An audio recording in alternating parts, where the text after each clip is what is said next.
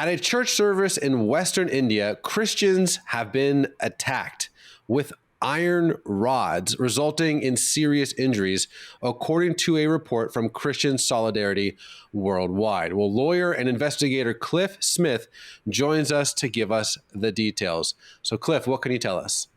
Well, according to the Christian Post report, this happened in the state of Rajasthan in Western India, and is a group of 200 people stormed this church building, vandalized property, and hurt some others. And that basically, after this was the case, police questioned the Christians about and accused them of forced conversions. And at least according to this report, they didn't take any action against the people that did the vandalizing. And so that is sort of what we know based on that report. This is a complaint we have heard more often in India in recent years from Christians in India. It's been very controversial what is going on and why it's happening, but it is for example, the United States Commission on International Religious Freedom has named India a country of particular concern, and listed various abuses of this sort.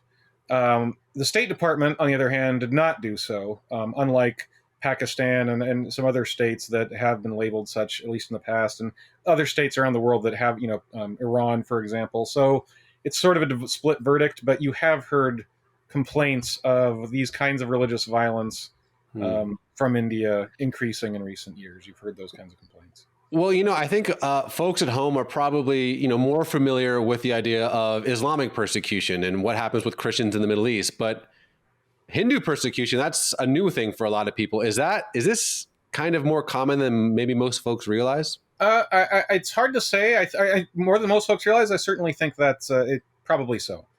I do think you have to look at the differences between sort of Islamic persecution and Hindu persecution. They're not quite the same. Islamic persecution comes from, generally speaking,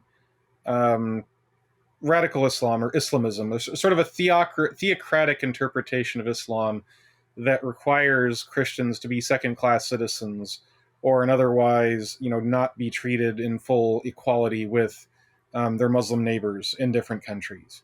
Hindu persecution is not religiously based, at least in the sense, the same way that Islam is. It's a much more communal, much more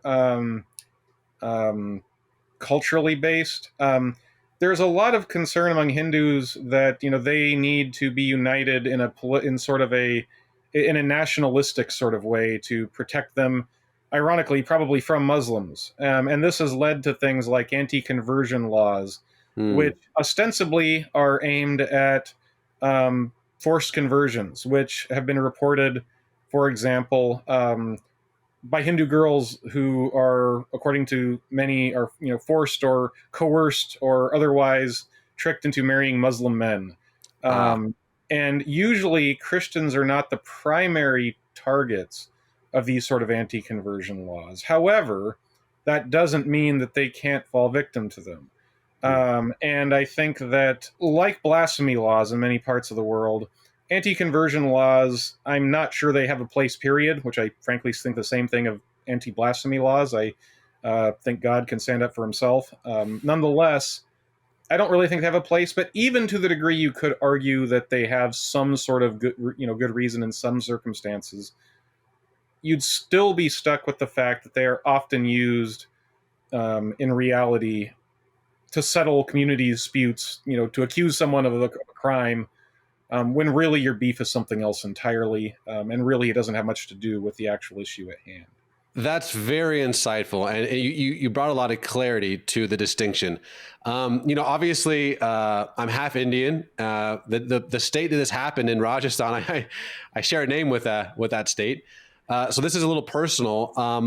How should folks around the world be praying for Christian believers in India? Well, I think you should always pray for any believers, be they in the majority or the minority, to, be willing to speak the truth when it's hard, and be able to speak the truth to whoever it is, regardless of their status. I think that, doing that is biblical. It's in being impartial and treating all people the same, and standing up for things that are wrong, regardless. I also think that India, it's different than Iran, right? It's Mhm. different from Saudi Arabia. It is a democracy. It has problems. It has foibles, and I think there are political trends that are problematic for Christians. But I do think that coaxing it can work. Trying to encourage its leaders to do better can work in a way that I don't necessarily think it will in, say, Iran. And I think that that's worth knowing when Americans, interact with Indians or the Indian government or travel to India. I think that's something that's important to remember, is that it's capable of change and it's capable of doing better than it currently is. And I think Christians, to support their brothers and sisters when these kind of bad things do happen, should just keep that in mind. Cliff Smith, this was very, very informative and very helpful. Let's be praying for our brothers and sisters in India. Cliff, thank you, my friend. Thank you.